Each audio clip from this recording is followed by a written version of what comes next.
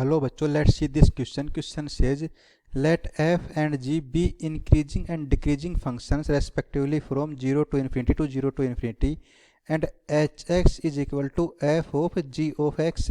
If f of h of 0 is equal to 0, then hx minus h of 1 is, और हमें बताना है कौन सा ऑप्शन राइट आंसर होगा. सो इसके लिए पहले हम क्या करते हैं, हम की कंसेप्ट देख लेते हैं.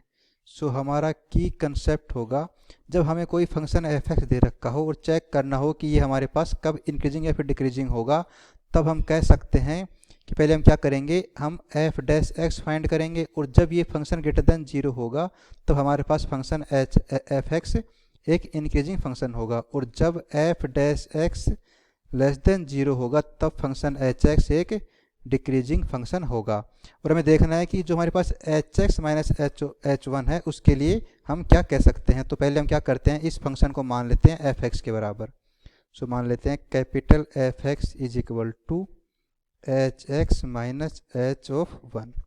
अब हम फाइंड करते हैं हमारे पास H F dash X. So ये होगा एच एक्स क्या है, ये है पहले एफ जी एक्स. सो पहले हम इसकी वैल्यू पुट कर लेते हैं.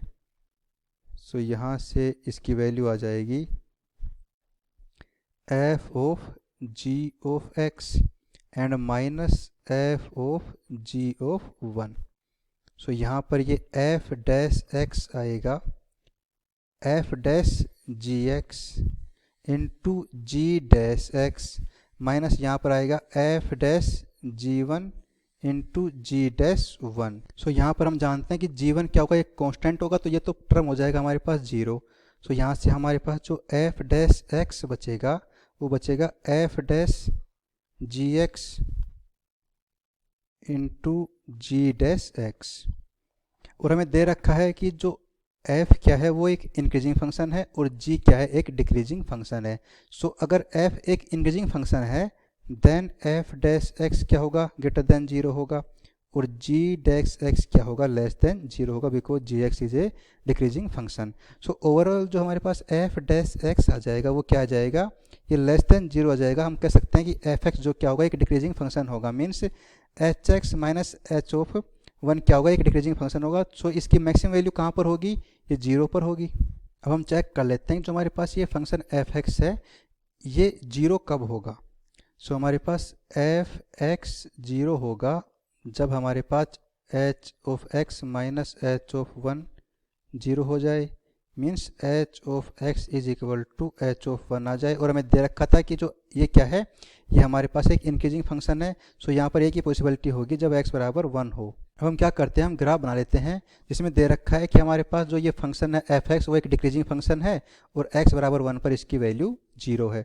सो ये मान लेते हैं हम, हमारा हो गया एक्स एक्स, ये हो गया वाई एक्स, और x बराबर 1 पर फंक्शन की वैल्यू है 0, और 0 टू इन्फिनिटी के लिए ये क्या है एक इंक्रीजिंग फंक्शन है. सो इसके लिए हमारे पास हम जानते हैं कि अगर ये 0 यहाँ पर है तो यहाँ पर कुछ पॉजिटिव रहा होगा तभी ये गिरता हुआ 0 पर आया होगा और फिर यहाँ पर ऐसे गया होगा.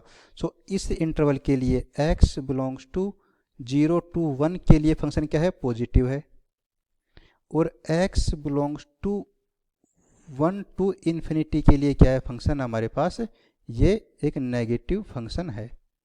सो हम कह सकते हैं कि जो हमारे पास ये वैल्यू थी H X minus H one, ये नेगेटिव भी है और पॉजिटिव भी है इस इंटरवल में. सो हम ये नहीं कह सकते कि ये ऑलवेज नेगेटिव है फिर ऑलवेज पॉजिटिव है. सो ये ऑप्शन हमारे पास गलत हो गया, और ये बोल रहा है कि स्ट्रिक्टली इंक्रीजिंग है, ये भी गलत हो गया. हम देखा था कि ये एक डिक्रीजिंग फंक्शन है. So option D is the right answer. I hope you understood. All the best.